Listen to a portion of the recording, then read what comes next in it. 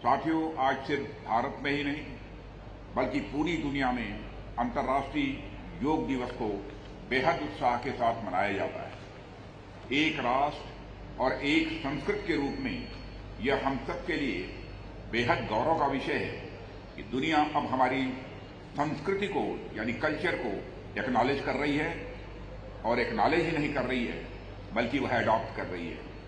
साथियों, जब हम योग के अर्थ पर नजर डालते हैं तो हम पाते हैं योग का अर्थ ही होता है जोड़ना। यह मनुष्य को प्रकृति से जोड़ता है, हमारी आत्मा को परमात्मा से जोड़ता है, यह लोक को परलोक से जोड़ता है और सबसे महत्वपूर्ण बात यह है कि हमारी बॉडी माइंड को भी यूनाइट करता है। आजकल पूरी दुनिया में जिस तरह की भागदौड़ भरी जिंदगी है, जीवन में जिस प्रकार की अलग अलग चुनौतियां मनुष्य के समक्ष आ रही हैं, उसमें मनुष्य स्वयं के शारीरिक, मानसिक और आध्यात्मिक विकास पर स्वाभाविक रूप से उतना ध्यान नहीं दे पा रहा है जितना देना चाहिए। इसलिए इस भाग दौड़ भरी दुनिया में तथा इस कोलाहल भरे जीवन में योग हमारे लिए एक अमृत के समान मूल्यवान है। योग हमारे फिजिकल, मेंटल और स्पिरिचुअल वेलबींग का पथ प्रशस्त करता है और यह स्थिति हमारी आंतरिक दृष्टि, विवेक और विकास के लिए अनेक संभावनाएं खोलती हैं। मैं एक इसे उदाहरण के रूप में आप सबके समक्ष रखना चाहूंगा। आप सभी जानते हैं कि जब पहली बार कंप्यूटर का आविष्कार हुआ था तो वह कंप्यूटर करीब 1 या 2 रूम्स के बराबर, कमरों के बराबर हुआ करता था। मतलब उसका हार्डवेयर बहुत ही बड़ा था, लेकिन उसका सॉफ्टवेयर यानी कि उसकी कैपेसिटी महज कुछ मेगाबाइट्स की थी।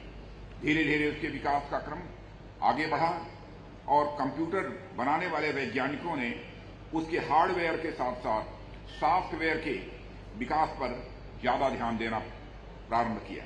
फिर धीरे धीरे उनके सॉफ्टवेयर की कैपेसिटी बढ़ती गई और कंप्यूटर हार्डवेयर का आकार धीरे धीरे छोटा होता चला गया। जो कंप्यूटर पहले 1 या 2 रूम्स के बराबर था, वह धीरे धीरे एक बड़ी टेबल के बराबर हुआ और फिर एक छोटी टेबल के बराबर हुआ और आज जो लैपटॉप और मोबाइल फोन हम हाथ में लिए घूमते हैं, हम प्रत्यक्ष अनुभव कर सकते हैं। हमारे देश के वैज्ञानिकों ने, दुनिया के वैज्ञानिकों ने क्या करिश्मेटिक काम किया है। मेरे कहने का अर्थ है, जैसे जैसे कंप्यूटर के सॉफ्टवेयर की कैपेसिटी बढ़ती गई और उसका हार्डवेयर छोटा होता चला गया और वो कंप्यूटर भी कहीं और ज्यादा इफिशिएंट वे में काम करने लगा, ठीक उसी प्रकार यदि हम अपने इस पूरे शरीर को हार्डवेयर मान लें और अपने मस्तिष्क को सॉफ्टवेयर मान लें, तो जैसे जैसे हम अपने सॉफ्टवेयर पर ध्यान देते जाएंगे, हमारा हार्डवेयर उतने ही इफिशिएंट वे में काम करता जाएगा। और हमारे लिए इस माइंड रूपी सॉफ्टवेयर पर ध्यान देने में योग से बड़ा माध्यम इस समय दुनिया में दूसरा कुछ नहीं है। आपने अपने आसपास देखा होगा कि लोग अपनी फिजिकल, मेंटल और स्पिरिचुअल वेलबींग के लिए न जाने कितने पैसे खर्च करते हैं। विगत कुछ वर्षों में आपने यह भी देखा होगा कि किस प्रकार से नौजवानों में ऐसी कई बीमारियां हमें देखने को मिलती हैं जो सामान्यतः प्रौढ़ावस्था के बाद मनुष्य के शरीर में आती हैं। इसके अलावा लोगों में एंजाइटी, डिप्रेशन जैसी समस्याएं भी लगातार घर करती जा रही हैं। मैं आपको बताऊं, मैंने अपने जीवन में ऐसे अनेक धनाढ्य लोगों को देखे हैं जिनके पास पैसों की कोई कमी नहीं है, लेकिन उनके मन में कहीं न कहीं एक अशांति का भाव बना रहता है। वो अपनी शारीरिक, मानसिक और आध्यात्मिक शांति हासिल नहीं कर पा रहे हैं। ऐसे में लोगों को यह समझना होगा कि किसी भी प्रकार की शारीरिक, मानसिक और आध्यात्मिक अशांति से हमें निकालने में योग के अलावा और कोई दूसरा विकल्प नहीं है। यह तो एकदम जीरो बजट माध्यम है, 1 पैसे का भी इसमें खर्च नहीं है। यहां आपका इन्वेस्टमेंट जीरो है, लेकिन आपको प्रॉफिट इतना मिलेगा कि आपने उसकी कभी कल्पना भी नहीं की होगी। हमने कोविड-19 के दौरान भी इस योगा के करिश्मा को देखा है। अनेक रिसर्चेज भी हमें बताती हैं कि मनुष्य की इम्यूनिटी को बढ़ाने में योग ने पूरे पैंडेमिक के दौरान बहुत ही महत्वपूर्ण भूमिका निभाई है। साथियों,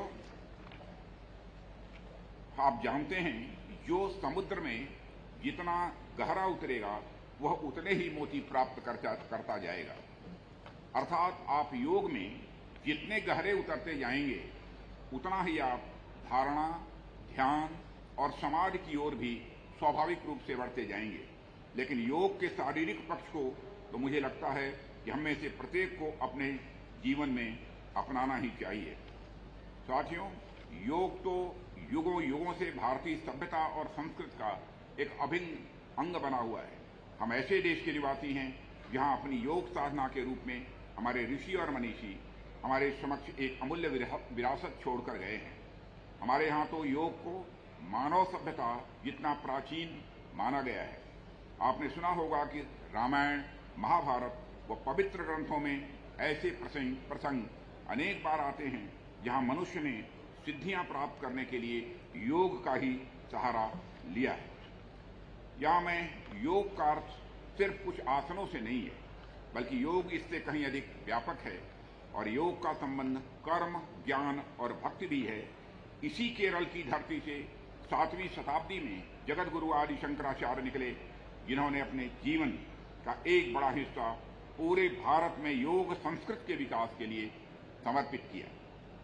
उन्होंने भारतवर्ष की योग संस्कृति के बदलाव के माध्यम से वह संदेश दिया कि जिस प्रकार एक फूल तभी सुंदर दिख पाता है जब वह अपनी पूर्णता में खिला होता है, ठीक उसी प्रकार मनुष्य भी तभी विकसित हो सकता है जब वह अपने शरीर और मस्तिष्क की पूर्णता से कार्य करे। हम इस संदर्भ में भगवान बुद्ध का भी उदाहरण ले सकते हैं। वो जब तक जीवन की परेशानियों से घिरे रहे तब तक उनके मन में उन पर अशांति थी और बाद में योगा के माध्यम से ही उन्होंने उस पर नियंत्रण प्राप्त किया। तब तक वह राजकुमार सिद्धार्थ कहलाए जब तक उनके मन में अशांति थी, लेकिन जैसे उन्होंने अपने मन पर योगा के माध्यम से नियंत्रण करना प्रारंभ किया, जैसे ही उन्होंने अपने जीवन में योगा का समावेश कर दिया, तो वह राजकुमार सिद्धार्थ से महात्मा बुद्ध बन गए। साथियों, आज हम सभी 9th international yoga day celebrate कर रहे हैं, लेकिन इसका यह अर्थ नहीं है योग अंतर्राष्ट्रीय स्तर पर सिर्फ 9 वर्ष पहले ही पहुंचा है। दरअसल योग को तो दुनिया न जाने कितने सदियों से स्वीकार कर रही है। विश्व के विभिन्न हिस्सों में, खासकर पूर्वी हिस्सों में, जापान, वियतनाम, चीन, तिब्बत जैसे देशों में योग लंबे समय से अपनी प्रभावी उपस्थिति दर्ज कराता आया है। भारत में तो हमारे आराध्यों ने भी यौगिक क्रियाओं को बढ़ाया है। भगवान शिव की आदि योगी और भगवान कृष्ण की योगेश्वर के रूप में आराधना इसी का प्रमाण है।